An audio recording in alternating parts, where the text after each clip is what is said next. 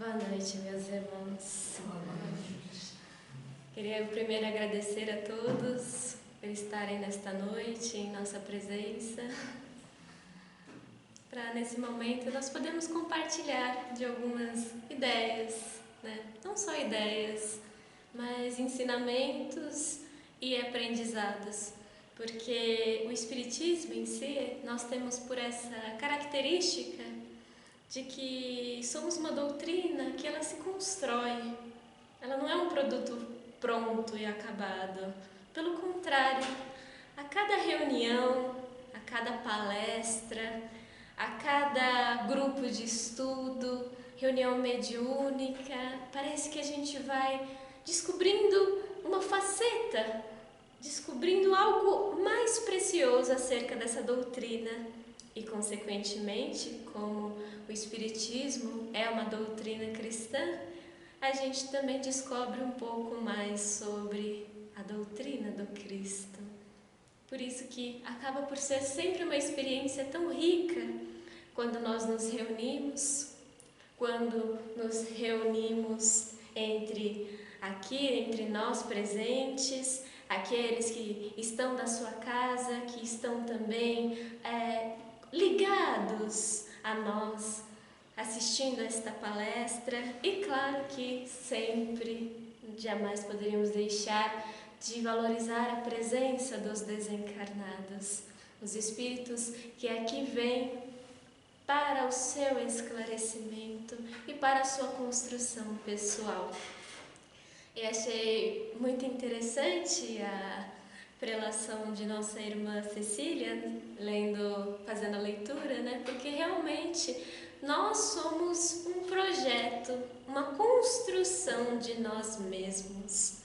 Então, toda a nossa experiência na Terra, ela nos serve para encaixar mais uma peça desse grande quebra-cabeça que representa a nós.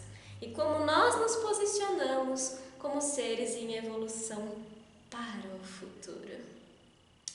Mas, deixando os devaneios de lado, que possamos então nos preparar para mais esta palestra, fechando os nossos olhos, elevando o nosso pensamento ao nosso Mestre Jesus e a nosso Pai Celestial. Pois o Mestre é o caminho, foi e é o caminho que nos leva ao nosso Pai, que nos conecta a Ele e que nos permite abrir os nossos corações para compartilhar com Deus os nossos anseios, as nossas dificuldades, as nossas angústias, mas também os nossos desejos, a nossa vontade, aquilo que somos em essência. E o Pai, bom e misericordioso que é, Ele nos conduz por esta jornada, nos ofertando a liberdade de construir o nosso próprio destino. Ele nos segura, Ele nos carrega, Ele nos ampara e Ele nos fortalece. E Ele está aqui, junto de nós, na casa de cada um de nós, em nosso lado, a nos encorajar a nos descobrirmos como este potencial extraordinário de ser espírito. E desta forma, Senhor, nós retribuímos tamanho amor, nos reunindo, nos conectando e nos fazendo bons filhos de Deus. E para darmos por início a esta participação, que possamos fazer a prece que nosso irmão maior, Jesus Cristo, nos ensinou. Assim dizendo: Pai nosso que estais no céu, santificado seja o vosso nome. Venha a nós o vosso reino. Seja feita a vossa vontade, assim na terra como no céu. O pão nosso de cada dia nos dai hoje. Perdoa, Senhor, as nossas ofensas, assim como nós perdoamos a quem nos tem ofendido. E não nos deixe, Pai, cair em tentação. Livra-nos, Senhor, de todos os males. E que assim seja. Sabem, meus irmãos, esses dias, como qualquer jovem, estava mexendo aleatoriamente nas redes sociais, na internet, né, de forma geral, quando, de repente, eu me deparei com uma matéria muito interessante de um jornal eletrônico que listava as 100 perguntas fundamentais que ninguém, ênfase no ninguém, é capaz de responder. Logo eu fiquei curiosíssima, naturalmente, como uma boa germiniana, do que estaria no topo desta lista. Afinal, são tantos os mistérios ao nosso redor. Seria algo sobre o universo, sobre o tempo, sobre o espaço, sobre a natureza, sobre matemática, talvez.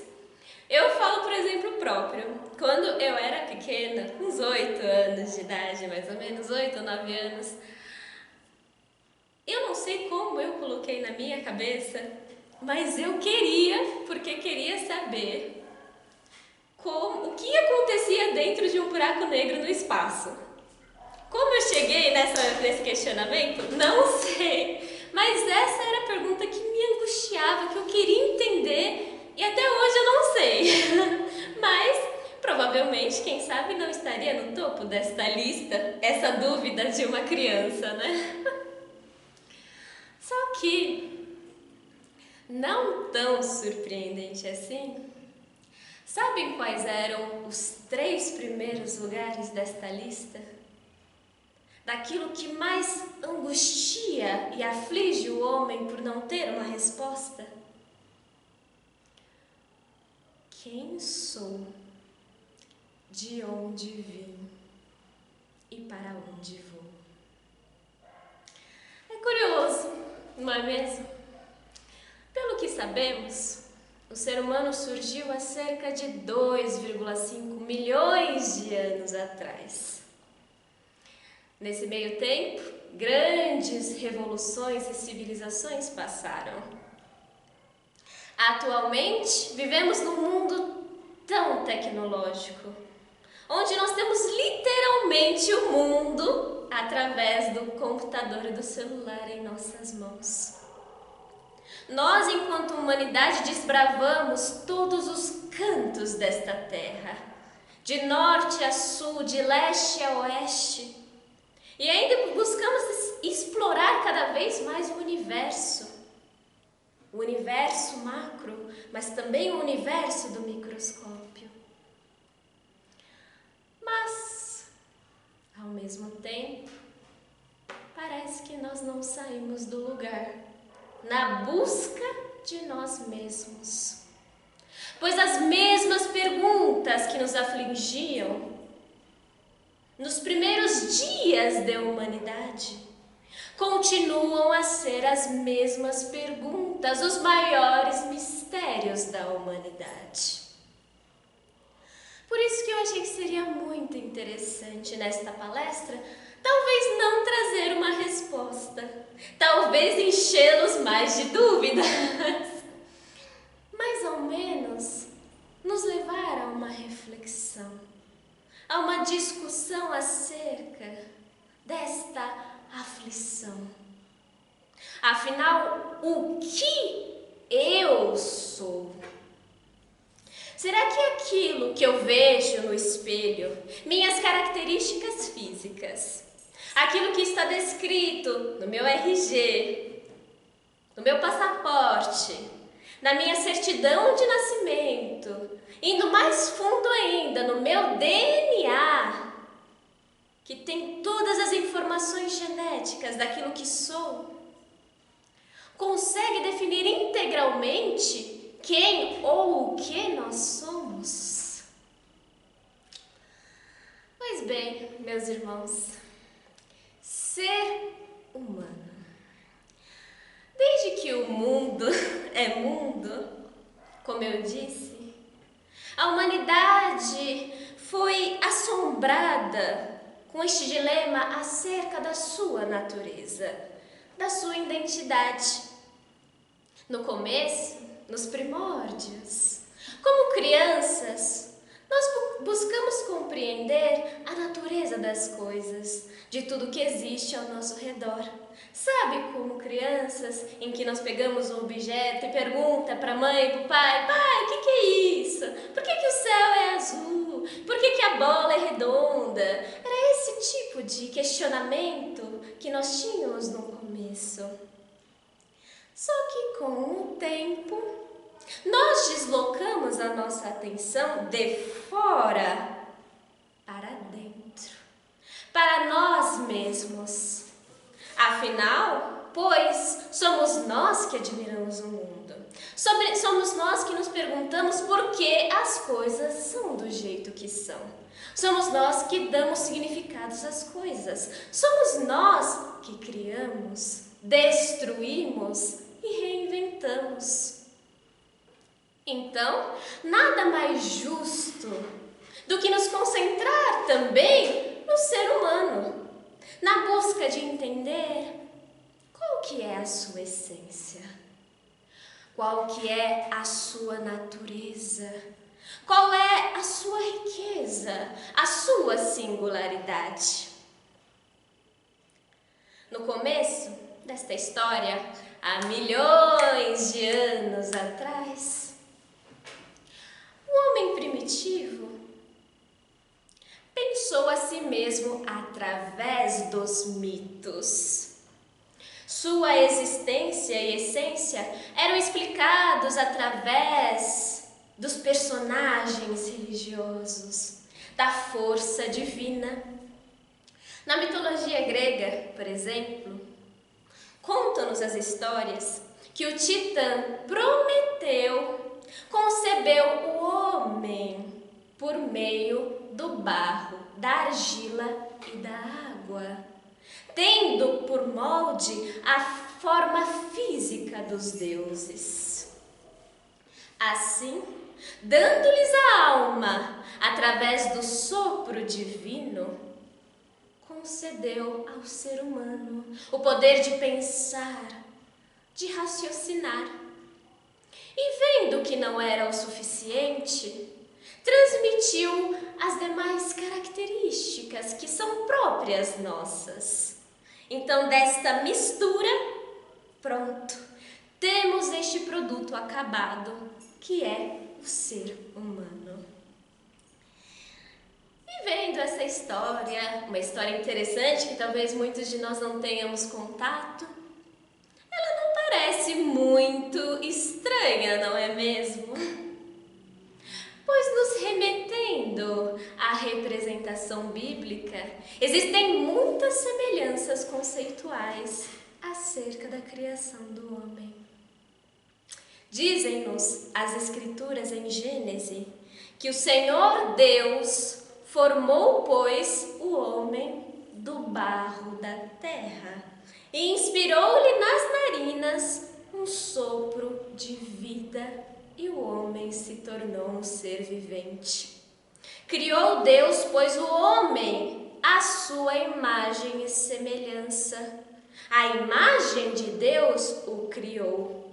Homem e mulher os criou. E Deus os abençoou e lhes disse: sede fecundos, multiplicai-vos, enchei a terra e sujeitai-a. Ou seja, isso quer dizer que um copiou o outro, ou que o outro copiou o outro? Não exatamente. Mas que era um pensamento geral. Ao longo de anos, em diferentes culturas e sociedades, nós, a humanidade, nos pautamos pelo entendimento de que o ser humano era fruto, um produto de um ser divino. Isto nos definia. Era parte de nós esta dualidade. Quer dizer, ser feito da terra, do barro, da matéria, o que mostra uma mortalidade, uma fragilidade e ao mesmo tempo ter ligação com o elemento divino. Uma vez que Deus oferece o Espírito, Deus ou a divindade, a depender da cultura, oferece o Espírito através do sopro da vida. Neste contexto, era natural que nos entendêssemos como literalmente a imagem e semelhança de Deus.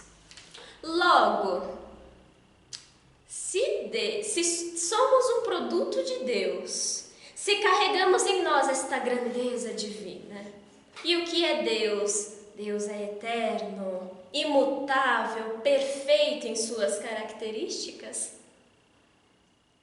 O que será a criatura? Perfeita, eterna, imutável, um produto acabado, em que o ontem, o hoje e o amanhã são os mesmos, porque a criatura é imutável. E por muitos séculos nós carregamos esse entendimento.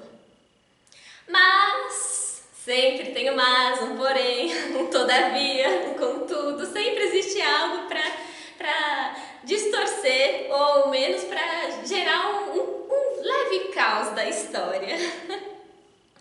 Tudo mudou exatamente a partir da era contemporânea, no século XVIII mais especificamente, quando surgem várias disciplinas, estudos, que colocam o homem como um objeto de análise, na busca de compreender a sua natureza, as suas relações, as suas criações e as suas relações, desvinculando-se agora totalmente desta ideia religiosa.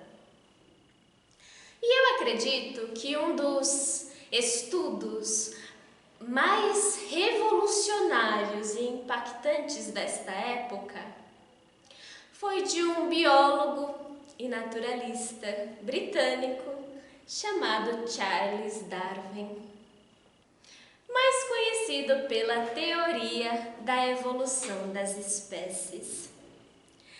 Bem resumidamente, esta teoria destaca que todas as criaturas, inclusive o homem, têm relações de parentesco. Ou seja, cada espécie animal deveria ter vindo de um ancestral comum que evoluiu, sofreu modificações em sua estrutura e gerou todas as espécies que existem, todas essas ramificações. Traduzindo, o homem tem raízes no reino animal. Claro, meus irmãos, que falar isso em pleno século XXI, de que somos produto de uma história evolutiva, pode parecer algo banal, algo muito certo, algo que meio que óbvio para alguns, mas vocês não imaginam o caos que foi a publicação dessa teoria. Primeiro, por afastar a ideia da criação como um produto divino. Segundo, por afirmar que o ser humano pertencia à espécie animal. E terceiro, por criar uma equivalência entre nós, essa criatura perfeita, determinada, criada por Deus, e os animais, tidos como seres inferiores, principalmente nós e os macacos, nós e os chimpanzés, que temos muitas semelhanças do nosso DNA. Então, o mundo acabou, literalmente. As instituições mais conservadoras à época consideraram essa teoria uma afronta que desafiava a Deus, desafiava a sua onipotência, subvertendo toda aquela ordem perfeita que já estava estabelecida. O homem era aquilo, ele não podia ser outra coisa. Mas eu acredito, meus irmãos, que mais do que subverter a ordem, essa teoria gerou uma verdadeira crise, um conflito íntimo em nós. Pois por muitos séculos nós nos entendemos como essa criatura tão perfeita, esse produto tão acabado, tão determinado por Deus. E agora nós tínhamos que nos ver como uma espécie dentre as várias espécies do reino animal, que se destacou pela sua capacidade, o seu poder de pensar e raciocinar, mas que tinha todos os determinantes biológicos próprios de um ser animal. Inclusive, reforçando esta teoria, há uma comunicação publicada no livro Roma e o Evangelho de Pellicer, em que o irmão, o Espírito, João, o Evangelista, narra com perfeição o primeiro dia da humanidade, onde não havia nada de belo, não havia nada de Adão, não havia nada de Eva, não havia nada daquilo que nos reconhecemos hoje. E a comunicação se inicia assim. Era o primeiro dia da humanidade. Porém, que humanidade, meu Deus!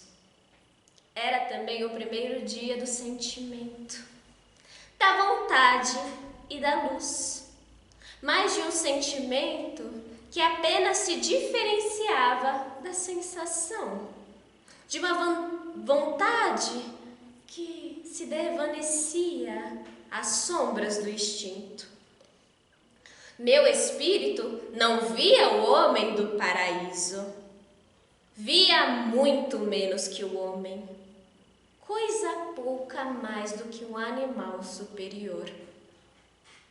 Seus olhos não refletiam a luz da inteligência. Sua fronte desaparecia sobre um cabelo áspero e rígido da cabeça. Sua pele rígida cobria uma carne tão dura, tão seca, que nem conseguia dissimular a feiura do esqueleto. Se tivesseis vido como eu vi o homem do primeiro dia, com seus braços magros, esquálidos, caídos, e suas grandes mãos pendidas sobre o joelho, vosso espírito teria fechado os olhos para não ver e procuraria o sono para esquecer esta imagem. Seu comer era como um devorar, bebia abaixando a cabeça e submergindo os grossos lábios da água. Seu andar era pesado e vacilante, como se nem vontade existisse.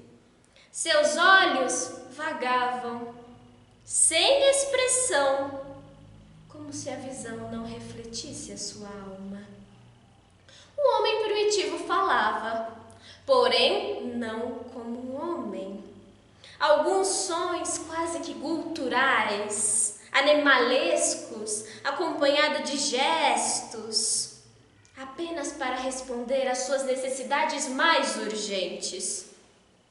Fugia da sociedade e buscava a solidão.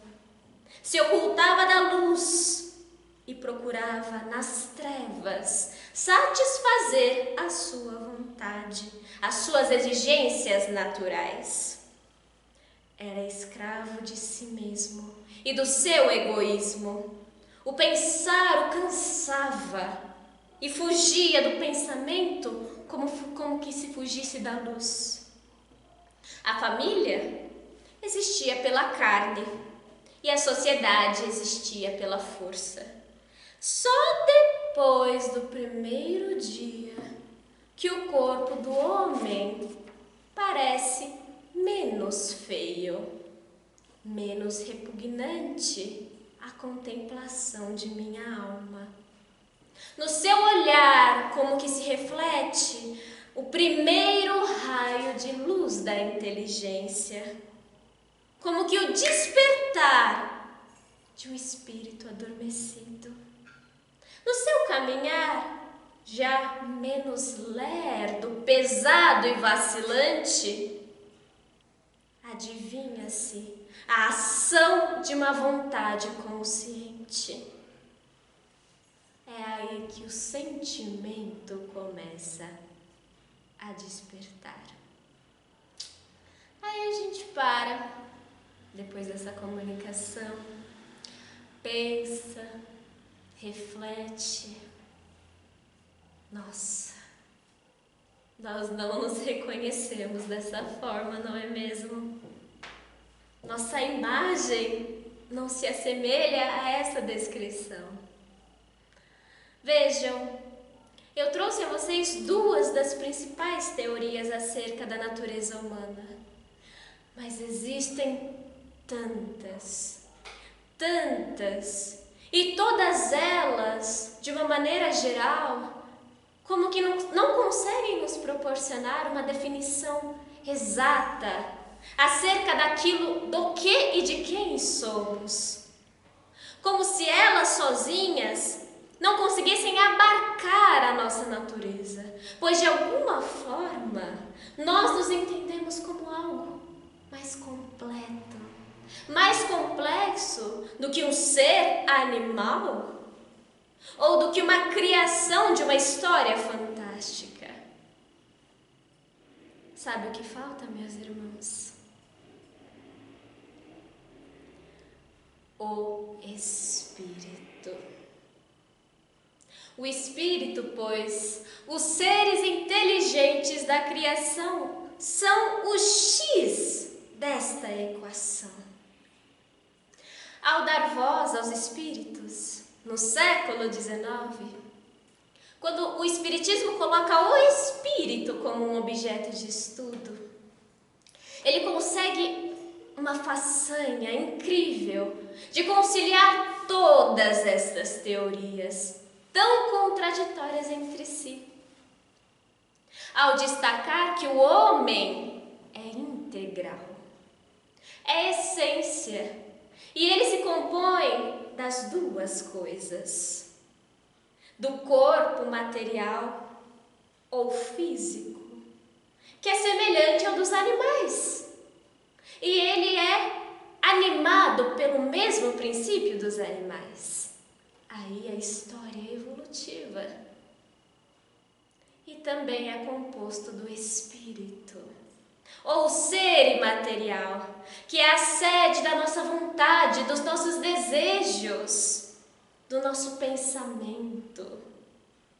Quer dizer, a alma vem de Deus, criada por Deus, simples e ignorante, com uma única determinação: da perfeição a atingir. E em seu progresso, em sua evolução, aliada a um corpo de carne, o espírito, a alma, se elabora, se aperfeiçoa e se individualiza. Tomando as palavras de nossa irmã Joana de Ângeles, o espírito, que é mentora de nosso irmão Divaldo Pereira Campos, Franco. É Franco, diz Aldo Franco. O espiritismo, pioneiro de uma psicologia espiritualista, dedicada ao conhecimento do homem integral, na sua valiosa complexidade, amplia os horizontes da vida orgânica e se desdobra para além túmulo, além da vida e antes do corpo, com infinitas possibilidades de progresso no rumo da nossa perfeição. Portanto, meus irmãos, ser humano é naturalmente complexo, pois nós transitamos tanto pela realidade da matéria quanto pela realidade do espírito, construindo os nossos movimentos, as nossas potencialidades morais e intelectuais, através de um número inimaginável de existências, de vidas, de oportunidades e aprendizados reencarnatórios.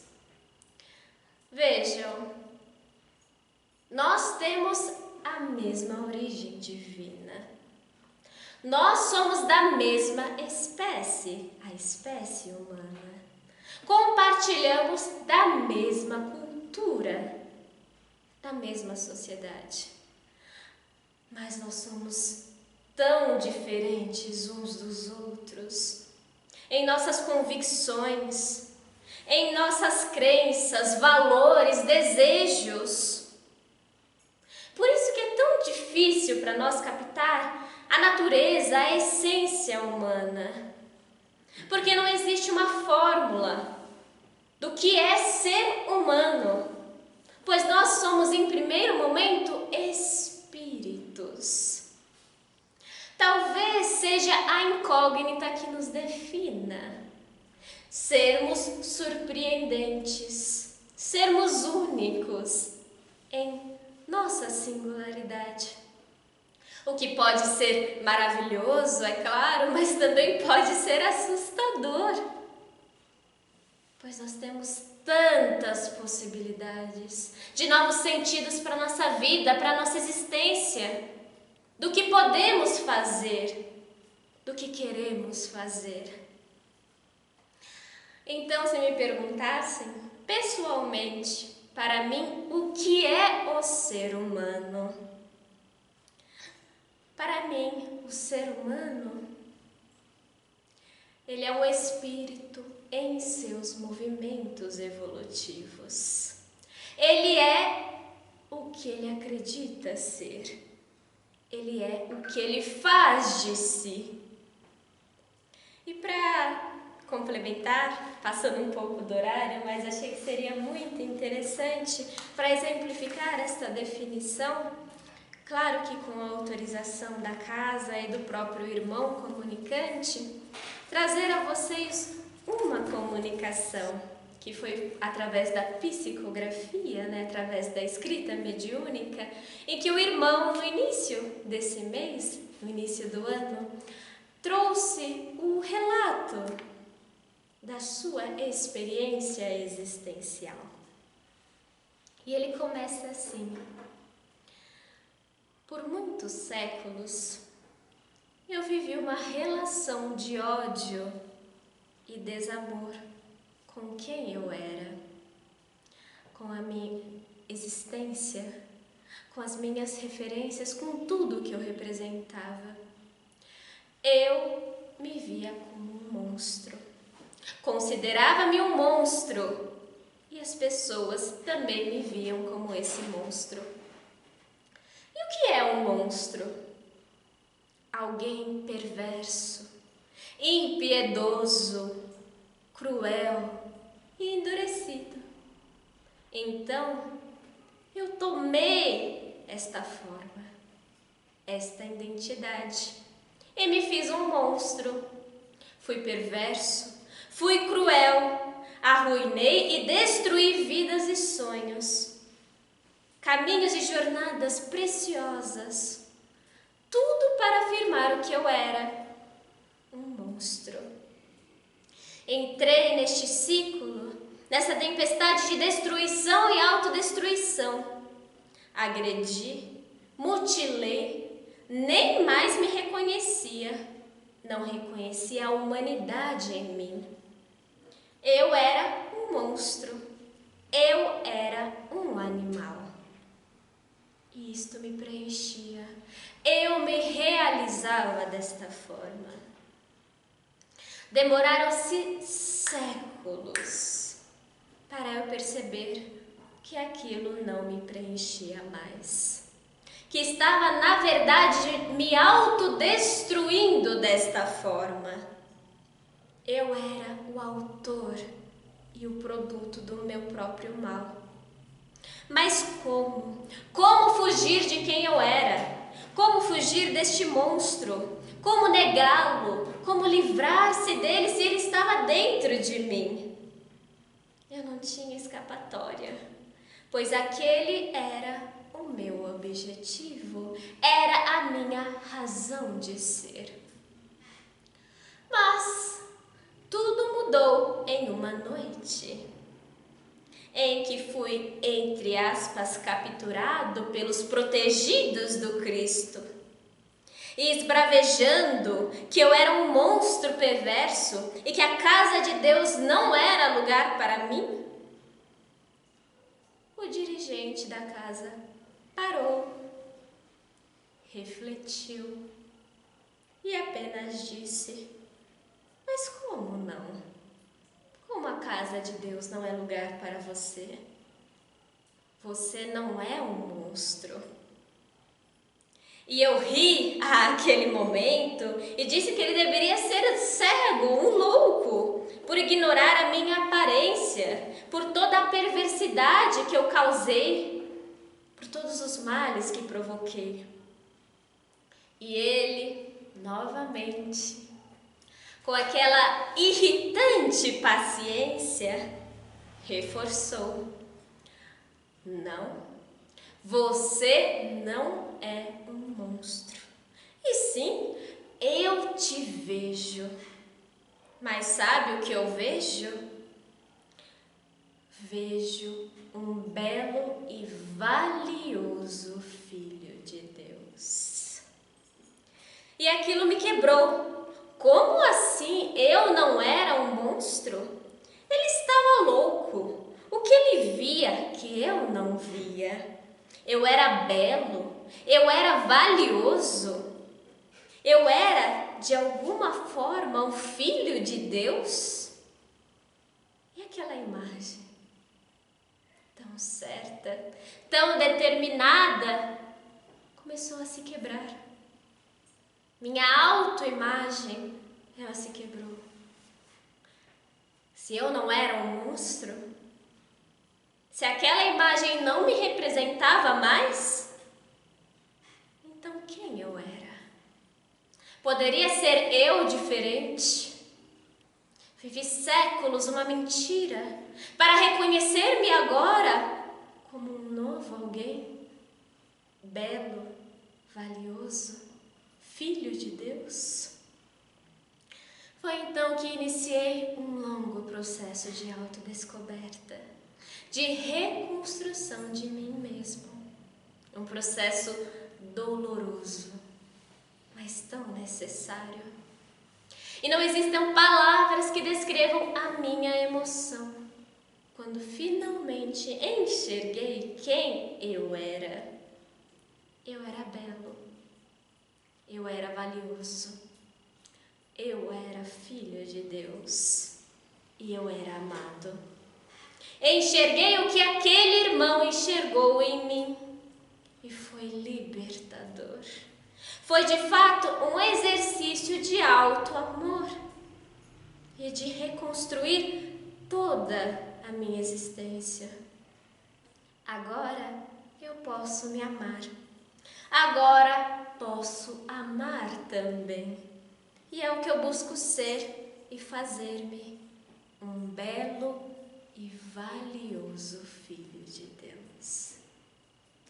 Por isso que o começo desta palestra, desta noite, me chamou muita atenção a leitura de nossa irmã Cecília.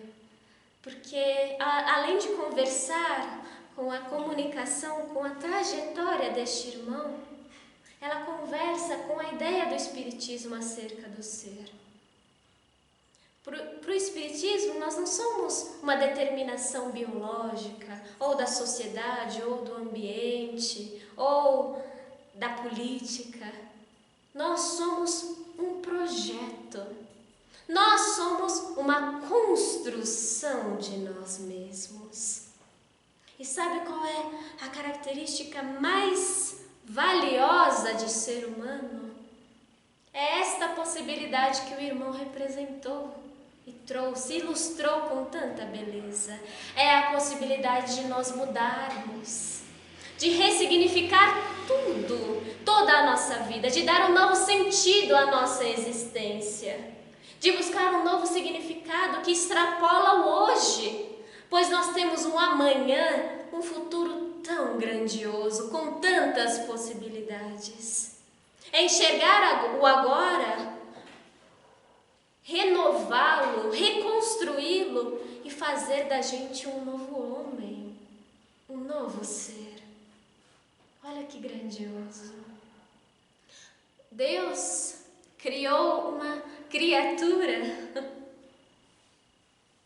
que no seu início era tão imperfeita, tão simples, tão ignorante. Vejam os primeiros passos da humanidade.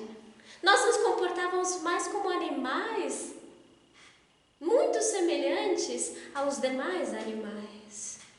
Mas ó, toda a nossa construção de história, o que somos hoje, e mais do que somos hoje, o que podemos ser no nosso amanhã. São tantas as possibilidades. E como esse dirigente falou para esse irmão nessa comunicação, nós somos belos, somos valiosos e somos filhos de Deus. E se nós carregamos a essência divina em nós como produto do Pai, é porque temos todas as possibilidades de alcançar a nossa plenitude. Pois Deus acredita neste ser, em cada um de nós, como um produto não só de Deus, mas principalmente um produto de nós mesmos. E assim, meus irmãos, com esta reflexão que nos enche, que nos enriquece de tantas possibilidades, nós conseguimos nos enxergar, Senhor, com tamanha riqueza. Somos este ser em nossos movimentos de evolução. Mas nós sabemos, Pai, sabemos que ainda somos tão frágeis, ainda somos tão invigilantes e vacilantes. Mas nós temos uma jornada tão única à nossa frente, uma jornada de evolução, e que ela não termina quando fechamos os olhos para a morte. Pelo contrário, é uma continuidade, em que através de várias encarnações, entre várias existências e vidas, nós vamos nos elaborando, nos aperfeiçoando. E assim, vamos criando esta imagem, a semelhança de nosso Pai. pois nós carregamos os atributos do divino em nós. Temos um potencial valioso, mas que nós precisamos construir, edificar e florescer. Em que agora podemos afirmar, Senhor, posso não ser ainda o melhor de mim, mas posso construir a todo momento, a todo segundo da minha existência, um ser melhor. Sou um ser vivo, sou um ser espírito, sou um ser de vontade, e a minha vontade é uma vontade para Deus, para Ti, Senhor. Então agradecemos, Pai, pois somos tudo por Ti. E sabemos dos movimentos do Pai para criarmos a nossa melhor imagem, o nosso melhor eu, para das trevas da ignorância nós conquistarmos a nossa luz. E para encerrarmos esta participação, que possamos assim realizar a prece que o Mestre nos ensinou. Assim dizendo: Pai nosso que estais no céu, santificado seja o vosso nome. Venha a nós o vosso reino. Seja feita a vossa vontade, assim na terra como no céu. O pão nosso de cada dia nos dai hoje. Perdoa, Senhor, as nossas ofensas, assim como nós perdoamos, Pai, a quem nos tem ofendido. E não nos deixe cair em tentação. Livra-nos, Senhor, de todos os males. E que assim seja. E assim, meus irmãos, nós damos finalização para esta palestra. Que esta reflexão possa, de alguma forma, mesmo que pequena, tocar a cada um dos espíritos e nós levarmos como aprendizado para a nossa vida. Que todos assim possam ter um bom retorno aos seus lares e que a paz do Cristo esteja com cada um de nós. Que assim seja, meus irmãos.